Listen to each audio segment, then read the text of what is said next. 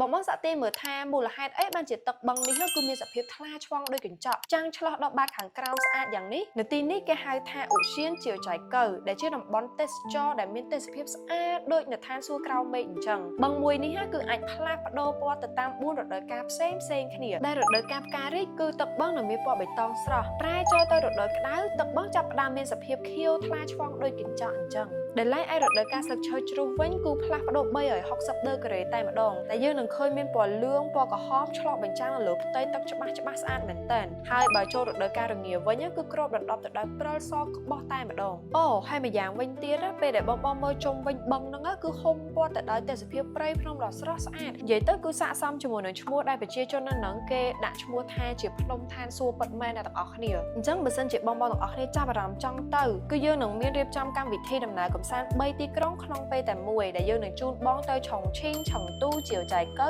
ចំណាយរយៈពេលត្រឹមតែ5ថ្ងៃទេបងសម្រាប់ព័ត៌មានលម្អិតបងទាំងអស់គ្នាអាច comment នៅខាងក្រោមវីដេអូនេះដាក់ថាជាវចៃកៅឬក៏អាចឆាតចូលទៅក្នុង Facebook Page របស់ក្រុមហ៊ុនទេសចរ Vigo Travel ដែលផ្ទាល់បានណាបាយបាយ